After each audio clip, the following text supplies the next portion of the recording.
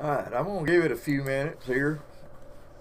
While I'm waiting, I'm going to give it a few minutes, let some people get on and see this storytelling segment. And before then, I'm going to put a timer right up here. Probably right here. I might bring it down and put it right there.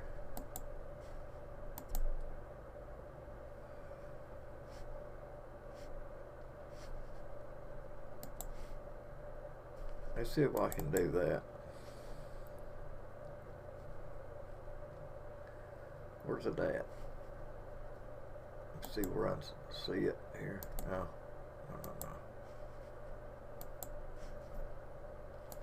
There we go.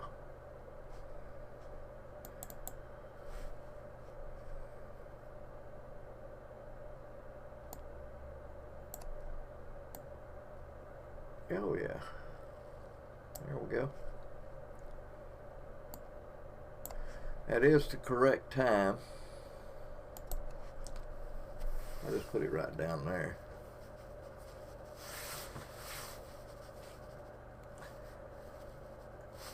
Today's storytelling bit is going to be how I met my three best friends. Three of them. I've got a lot of friends, but this is one that's meant a lot to me through the years and stuff. Two of them's passed on. And why I'm still here, I have no clue. But I am. I actually thought, when I was in my 30s, I actually thought I would be the first in my family to disappear. But as it turned out, here I am, the last one. So there was another plan for me, I reckon. Another plan. So I got three best friends. One of them don't know who he is, and he's fixing to find out, I guess. But I had three best friends. Three of them. Three. Best friends, they know everything about you, especially one. The first one I'm fixing to tell you about here. You know everything about each other.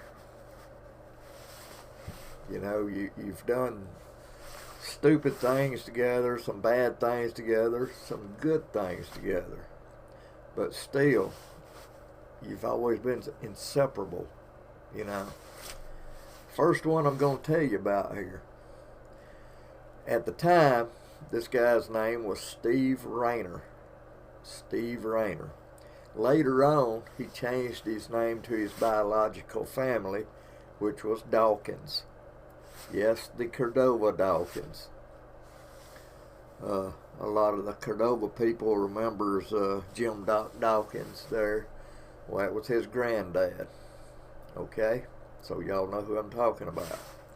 Steve Dawkins. When I first met him, the very first time I met him, I actually met his brother first. His brother was like 5.5 years old. 5.5 years old. And I was probably 16, 15, no, I was younger than that. I was probably 12 or 13. Yeah. Had to be that. And I used to walk home, I actually ran home from school to eat lunch. And I ran everywhere, man. I ran. The school, when I went to junior high school, was where the park is now. Do y'all know where Summerton Park is? That's where the school was. So I would run from there, not walk, run home for lunch. I could make it in 1 minute and 20 seconds. 1 minute and 20 seconds. From there to the back door of my house, because I used to time myself to try to beat it and everything. But anyway, I was coming by, y'all remember Walker's 7-Eleven It's just about where they put up the stage at the Frog Festival now. That's where it was. Well, Steve's brother, Jerome, he later changed his name to J.C. Rayner, because that's the only daddy, even though J.C. wasn't his biological daddy, that's the only daddy he ever knew. So Jerome had I call him Jerome. He'll always be Jerome to me, not J.C. And J.C.'s name wasn't J.C. It was Wilgus. All of y'all that from Empire that knew J.C. knows his name was Wilgus. But Jerome had a nanny, I guess you'd call him, one that took care of him when they would work and stuff. His name was Fred Alexander. Fred. He knew all the judges at the time in Jasper. Really knowledgeable man, but he was walking him to Walker's, and I passed by him, and I remember he had a cowlick hair, and real talkative too, man. Can you come home and play with me? And I said, I can't, little buddy. I still remember that. I said, I can't, little buddy. I've got to go back to school. I was 12, 13 years old. And he was probably 5, 5.5, little bitty boy. But they had moved. Nobody knows where I live, but there's a curve right in front of my house. And then you go on by, going towards Avenue C, there's another curve. He lived on the outside of that curve. If you're from Avenue C and turn, it'd be the first curve. And he lived on the outside of the curve. They had a porch. The house is still there. But they moved in there. Steve hadn't moved in with them yet. I think he was living with his, he called his Jim Duck Dawkins old daddy. Old daddy. Old daddy. Old daddy. That's what he called him. But he eventually moved in with J.C. and Carolyn. That was his wife at the time, Carolyn. And she was from Cordova too. I keep getting all these. Oh, it's showing me I'm online. Anyway, they moved there, and I eventually became friends with Steve. I think I've got probably a video. I was probably 14. Steve was probably 11 at the time. I'm pretty sure he was 11. And if I can, I'm fixing to show you if I can find it.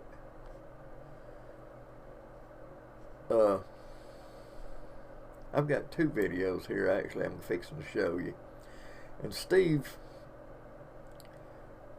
we became friends. I was 3 years older than him, but he was real outgoing and everything. I wasn't never musically inclined. I hardly even listened to music. Didn't care anything about music. But because I hung around with Steve at the time and was around all the music, you know, they kept up with the top 40. JC, of course, played in nightclubs all, you know, most of his life. And so I became around, well, it ain't there. You know, I was around music at the time, pretty good bit, because of JC. And right now I'm hunting that video, but I don't know if I can find it, y'all. Oh, here they come. Let's see here. I'm pretty sure it's on this one, yeah. Here they come. Do some more. Do some more. Got Steve playing at the Elks Lodge. And I'll tell you about that here in a minute too. But I can't find it, y'all. But it was I've seen it before.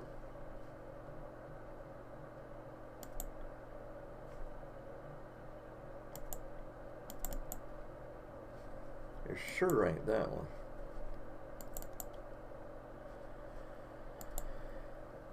It's probably that one I was just looking at, but I'm gonna go ahead and tell you. Steve, you know, I got hanging out up there. I mean, I hung out up there more than I did at my house. My house, we didn't do much of nothing. It was boring here. You know, I didn't get to do anything. Carolyn, she took us to the Shower of Stars. We kept up with Henry Lavoie and the Rockin' Rebellion simply because they was a Birmingham band. And we seen where they was going to be at the Shower of Stars. They won some contest. Of course, we heard their songs on the radio, WBOK. Anyway, The Wind Blows and By My Side. And I went to 2 of them Shower of Stars. Some people went to all of them. I wish I could have. But the only time I went, because my mother and daddy didn't do stuff like that. I mean, we went on picnics and they'd take us swimming and stuff like that. But music, concerts and stuff like that, they didn't do that stuff. They was old-fashioned. Old-fashioned. Mother was pushing 40 probably when she had me. I think she was 38 when she had me. And that's pretty old to be having a baby. But anyway, we got to doing air guitar stuff, pantomiming on his front porch like it was a stage. We would play 45 records on the porch there. We would be doing this, and it was mostly to Rascals, the Little Rascals. Wait a minute.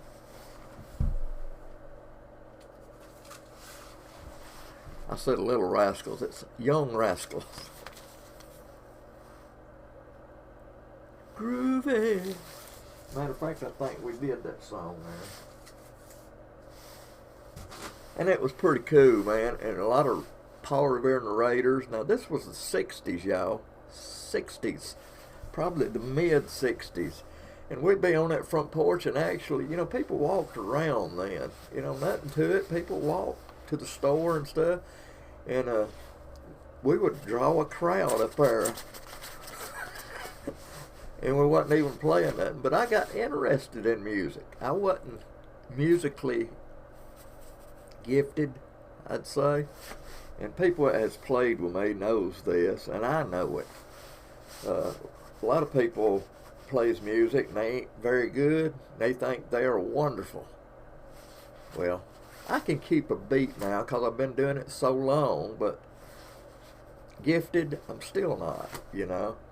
But I wouldn't even have got into it was because of them. I got to thinking, you know, what do I need to do to play drums? So Steve told me, because he played drums. Steve told me he used to play with JC. They had a 3-piece band. And JC eventually had his own club called the Rickwood Club. And that's where they had 3-piece. It was Ronnie Sanders, JC. JC played bass. Ronnie played piano. Steve played drums. That was their band. Very good band. And after, God, I'm allergic to something in this room.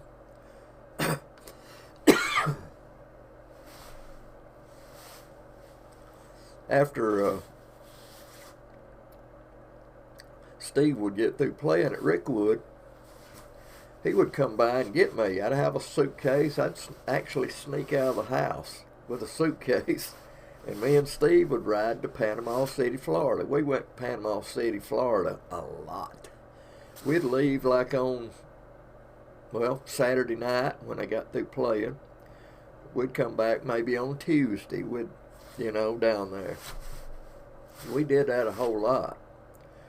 But Steve told me how to get started playing drums. He said, watch other drummers, how they set their drums up.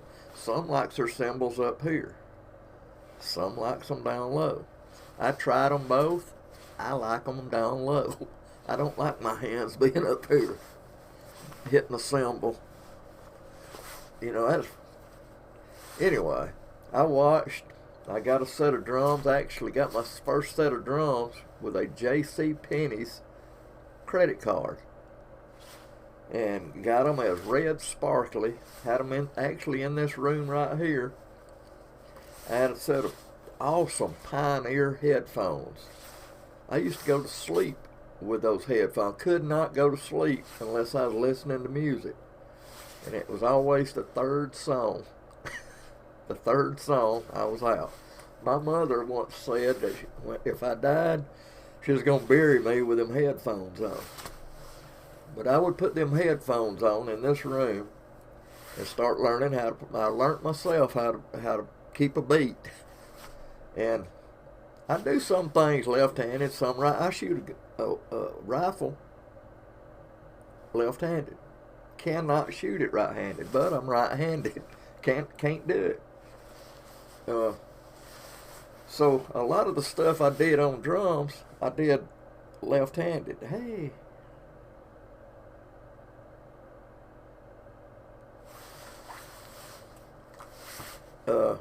Left-handed. I got to, at the time, Wipeout was big. So I got to learning how to do Wipeout. And I would play the lead part on the solo left-handed. But when I would come off onto the cymbal, I'd want to come off on the right hand, and it didn't work. Leading with the left, doing the... That's left-handed. And I could not figure out why I couldn't come off of that row onto the cymbal, because I wanted to do that right-handed. So I had to wing myself. I had to relearn how to play Wipeout with right-handed. And rolls, I couldn't roll. I didn't know how. So I got doing it real slow. I was like,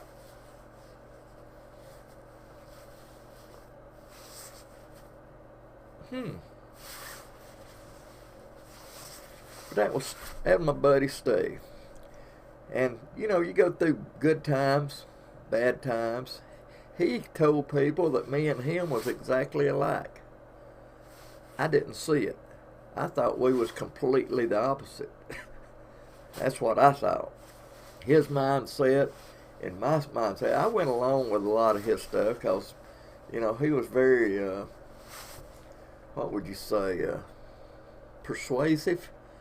He'd make you do things that you didn't really want to do, but you did it just because y'all was friends, And but my mindset was a whole different way off. And I shouldn't tell you what happened, but I'm going to. One time I had a pickup truck I bought locally. Actually, it was from Alan that had the music store in Summerton, Alabama, and he eventually moved to Vestavia. But while he was here, we actually made him big from locally here. And anyway, I had like probably $2,500 worth of cymbals. Now this is after I got to playing a whole lot myself. But this pickup I bought from Alan's daddy, and he let me pay payments every week. But Alan told me right there at the end of it, I owed $300, I think, on it. It was actually an international pickup truck. International pickup truck, straight shield. I've still got a black mark where it got hung in gear, and I was trying to get it out, and I got it out of gear, but you see that black mark right there? That's from that pickup truck, and my thumb got in between the gears. Anyway, Alan told me, could I finish paying that? He said he had a big light bill or something. They was going to turn his lights off, and he asked if I couldn't finish paying it off, which wasn't but $300. But I didn't have but $150. Steve, at the time, was working with the mines. He was a miner. So I went to his house, in other words, he had a little bit of cash. So I went down and asked him if I couldn't borrow $150 for, until a couple of weeks. I can't do it, man. That's what he said. So we sat there, and you know, that was cool. But we, being friends, we sat there and talked for a while. And then he looked at me and he said, "I tell you what I'll do." He said, "If you'll let me use those cymbals, because I had probably 9 of the best cymbals you could buy. A Ping, Ride, Zeldin. All of them was Zeldins, man. I had 9 of them. Price them 9, and you'll see it's about $2,500 worth of cymbals." He said, if you'll let me use those cymbals and the stands and those headphones, Pioneer headphones, I loved them. And I said, sure, you know, in a couple of weeks I'm gonna, you know, get them back anyway. So, a couple of weeks I seen him at Walker 7-Eleven. That's where the stage was, you know. And I went in, and Steve was in there. And he was coming out as I was going in. I said, man, come over to the house and let me get those cymbals. This is after a couple of weeks. Let me get them cymbals back, you know. And he just didn't say a word, went walking out. So I just followed him out. I said, hey man, follow me over to the house, let me get them cymbals back, you know. I'll give you the money and get them cymbals back. He stopped and said, I can't do it, man. I said, what do you mean you can't do it? He said, you know how good they sound? I said, yeah, they're my cymbals. I know how good they sound. He said, well, I can't do it, man. And he got in his truck. Me and him was inseparable, man. We was like this. Not like this. We was like this. I mean, we was inseparable. We did everything together. So he backs out and pulls out, and I'm standing there going, what just happened? This is my best friend, man. My best friend. So, it hurt. It hurt. But on my way home, now, I ain't fixing to cry. I'm just, this room, I'm allergic to something in this room. On my way home, I started getting mad because he just did me that way. So, when I got home, I called him up. And I said, man, I said, for what you done, I said, if we pass each other on the street, I said, don't wave at me. Don't do nothing. He was wanting to fight. Why don't you just meet me somewhere? I said, I don't want to look at you. I don't want to meet you. I don't want to do nothing with you. So probably 4 years went by. We didn't speak. He just ripped me off, man. He got 9 cymbals worth probably $2,500. Well, and the stands probably $3,000. And the headphones, probably $3,000, and he got them for $150 off of me. We was like this, y'all. If he would have asked me, I'd have gave them to him. You know, cause we was like this.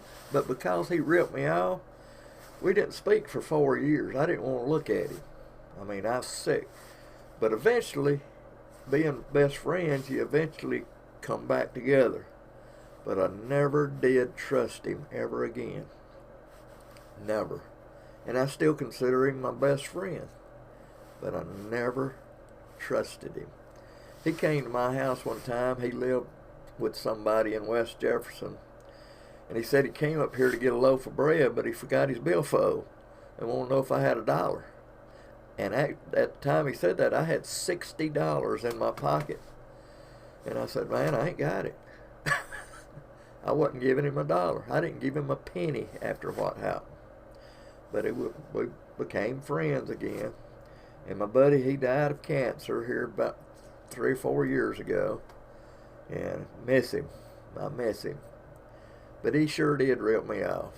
He ripped me off badly.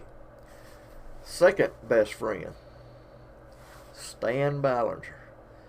And met him, I've heard of him, didn't know him, but I've heard of him because we was about the same age. But our first band, we was playing at Maxine, but a lot of times J.C. Rayner, he played at the Blue 2. Y'all remember the Blue 2? And it was T-O-O, the Blue 2. The same person on the Blue front. So when they bought that place, they named it the Blue T-O-O, the Blue 2. So it wasn't number 2, it was TOO. So the Blue 2, sometimes JC would play somewhere else. He was their house band. And when he would do that, they would get another band to fill in for him, which was our band. And at the time, we had redone a singer, which was one of the band members' cousin. And the guy that we fired was the bass player, Lynn Reeves. And him and the other guy that we fired was friends, probably best friends. So when we went over there to play, it was probably an hour before we were supposed to play. Lynn wasn't showing up. I was getting in a panic. We was fixing to fill in for JC, and JC, they're going to be a big crowd there. So finally got in touch with Lynn. Lynn said he quit. He wasn't going to play no more with us. And I can understand it because he was best friends with Squeaky. So I called one of my friends, actually one of Steve's friends too, Mike Allen. He comes to karaoke all the time because I knew he played bass, he plays keyboard, he plays lead, plays a little bit of everything. But I knew he played bass, and that's what we was needing at the time. And so I called him, and he said he was fixing to play, I think in Alabaster, somewhere down that way, and he couldn't do it. So he got trying to help me out, trying to think. He said, have you tried Stan Ballinger? I said, I don't know Stan. So Mike told me where he lived and everything. So I rode down there real fast in Dora, close to the tunnel. Went up and knocked on the door. I said, Stan, our bass player quit. We're fixing to play at the Blue 2, and we need a bass player. Would you be willing to help us out for tonight? Stan said, sure. He got I think he had a TNT bass amp. He got it, and we went to the Blue 2, and it was like Stan had been playing with us forever. I mean, he was so smooth. I mean, he sung 2 or 3 songs too. He eventually became I think I got a picture of us here. He became a original member of our Crossroads band. What am I looking for here? Okay. TV. Let's see. I need pictures. Family. I've got everything categorized. Pics of me. Pics of bands. It ought to be right here. There's Joni's. Okay, let me show you this. I'll show you this one first.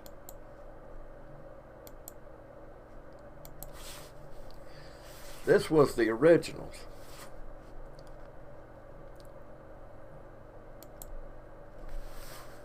The one that says Randy, we call Squeaky. He's the one we fired. He drank too much. He smoked, if you know what I mean. I smoked, but he smoked the wacky weed a lot.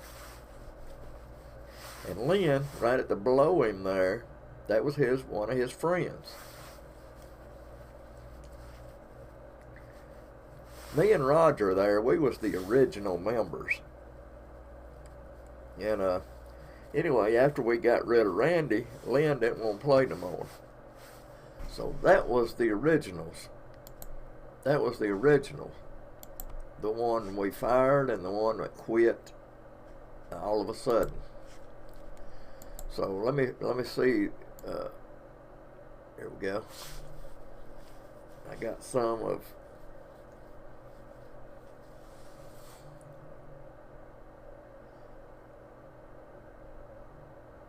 Here we go.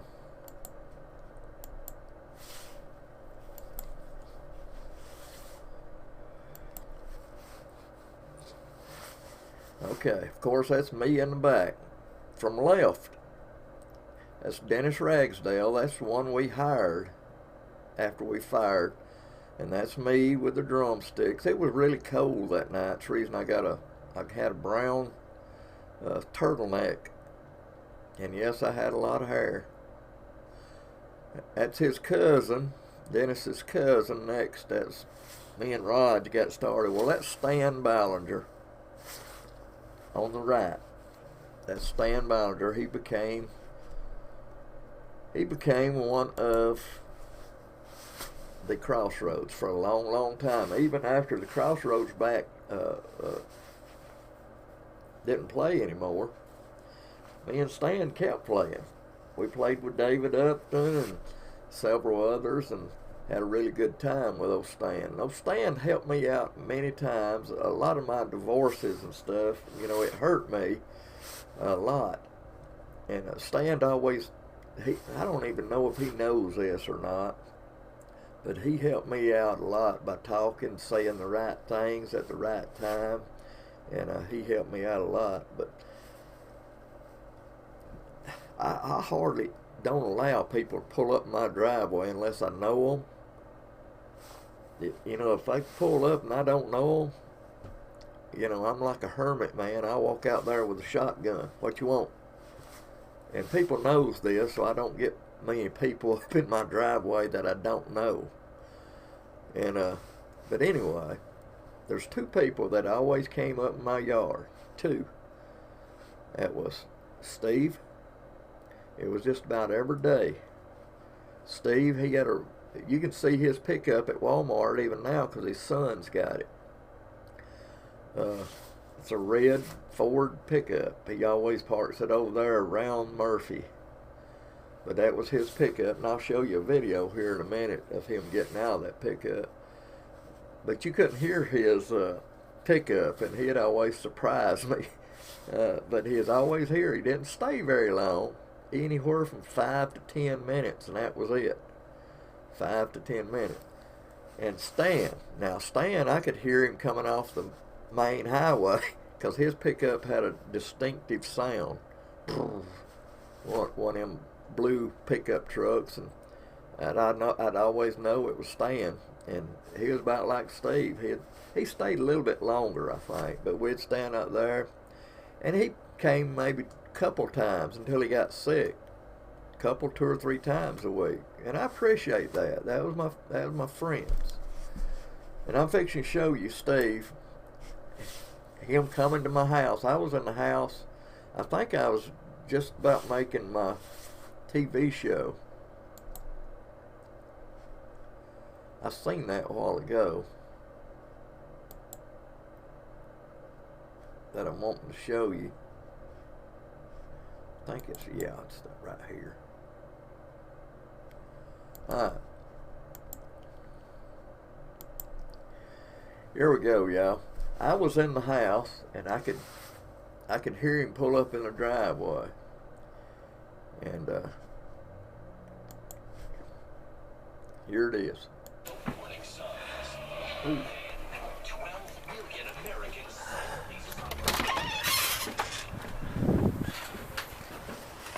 Let's get this tag on the car here. You're watching Alabama Music Scene TV. You're watching Alabama Music Scene TV right here on this channel.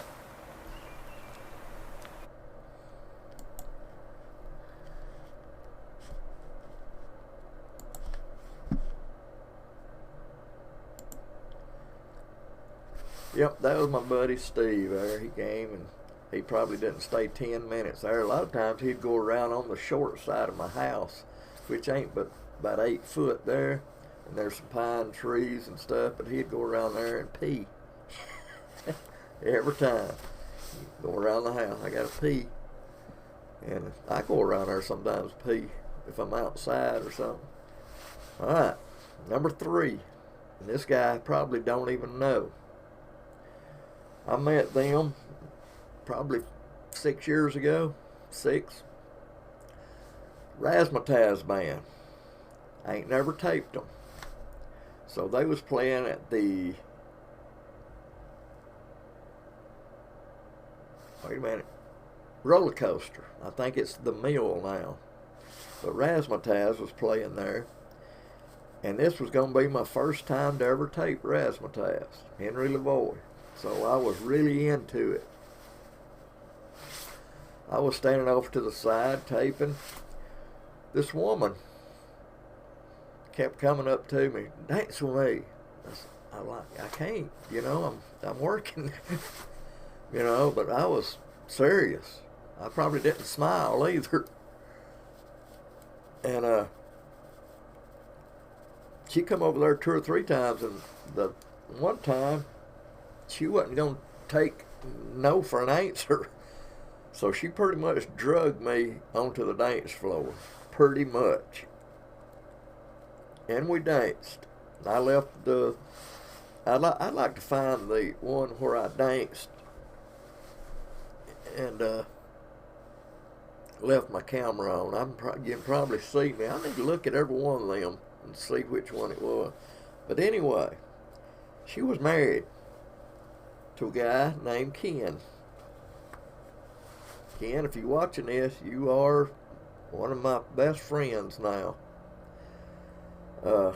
Ken, one day at Bar 31, and this ain't been that long ago, he knew that I liked the Artemis Pyle band. I just like Artemis Pyle. He's a drummer, y'all. And he found out they was playing in Asheville, North Carolina. And he says, this is what he said. He said, they're playing in Asheville. He said, you want to go? It's on me. That's what he said. I said, sure. So we was going to go, see, I think they played on Friday night. Yeah, they played on Friday night. We left Bar 31 on Thursday. We went to Bar 31 and we was going to stay for a set, but we didn't stay a whole set. I said, I'm ready to go if you are. Yeah. So he let me drive. I drove through Atlanta and a little bit onto, 75 or 85? I forget what we went up on. But we went a ways up on it, and we was going to spend the night there, which we did at some place, Red Roof Inn or something. So we spent the night there. And it was real late at night, but we spent the night there. Next morning, he drove. He drove on into Asheville, North Carolina. And we went right to see where the place was. We eat on that street where the place was. It wasn't very good. And that place looked like L.A. in the 70s. It's what it reminded me of. I'm sorry, North Carolina, but Asheville. But it was weird. It was weird. To me, it was. In the 70s, I would have probably loved it. But not now. Things has changed now. But we seen Artemis live, and there was some things I would have changed about the concert. Now we was close. I've had my picture took with Artemis and everything. But I would have never got to do anything like that if it wasn't for Ken. On my birthday, this last birthday, he comes up, wanted to take me somewhere for my birthday, January the 14th. He said we can either go to the Shoals or Memphis. The only time I've been to Memphis was on the interstate going through it. That's the only time, in a truck. So I've been to Muscle Shoals many times. So I said, let's go to Memphis. So we went to Graceland. Never been to Graceland. I ain't that big of an Elvis fan, I'm somewhat, but not that big. My sister was, but it was cool knowing that you're walking in the footsteps of the King, man. That was cool, man. And if you ain't never done it, go do it. 'Cause I thought it was just cool being right there where Elvis has been, knowing that he has been right there in the presence of you. We left there and went over to Stax Records. And when you get to Stax Records, don't venture out too far because it's not a good neighborhood. Right there it is, but don't venture out too far. So and they had the best museum of anywhere we've been. We've took the tour of Muscle Shoals Sound Studio, and that was pretty good. We've took the tour at Fame Studio. Fame, the one that gave us the tour at Fame was, I don't know. It could have been better. But the one in Stax Records, it was awesome. Every time I would think we'd go around a corner and I think it was fixing to be over, it was more. It was more. It was a really good museum. It would take you probably a half a day. If you went through it and looked at everything and actually read stuff and really got into it, would take you a half a day to see everything in there. And the price, I think it was $15 a person. 12? It might have been 12. I think it was 12. But for what we got to do, wasn't bad. T-shirt was $15. At other places, that same T-shirt would have been $30. I know because I bought them. But there, it wasn't but $15. I mean, it wasn't bad at all. In the souvenir shop, Ken bought me a car tag. He said, if you'll put it on your car, I'll get it for you. It's my birthday, y'all. So I said, sure. It's on my car right now, y'all. Stax Records. It says Soulsville or something on it. It's pretty cool. It's on my car. And I got a T-shirt, and they give all this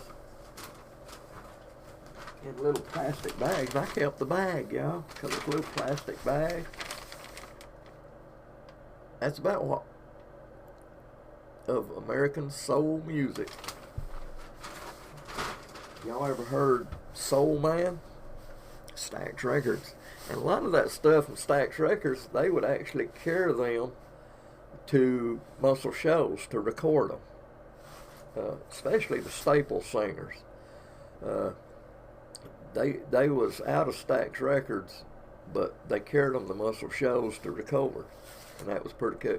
And we was going to go to Sun Records, but we ran out of time. It was getting on into the evening.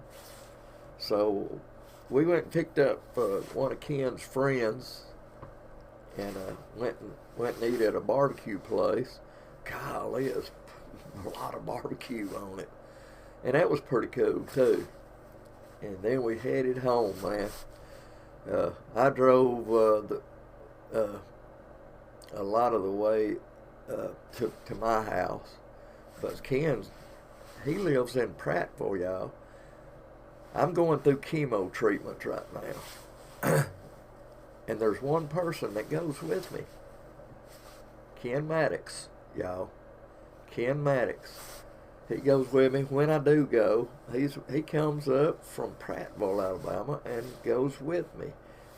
And sometimes he even buys me food there and everything, which I probably need taking the chemo. But I consider him one of my best now. I don't know if he knows that, but Ken, if you're watching this, now you know. That's my story, and I'm sticking to it, y'all. I didn't even go 45 minutes, y'all. That's pretty cool. Keep making music, Alabama. Do it. Do it. I'm talking to you now.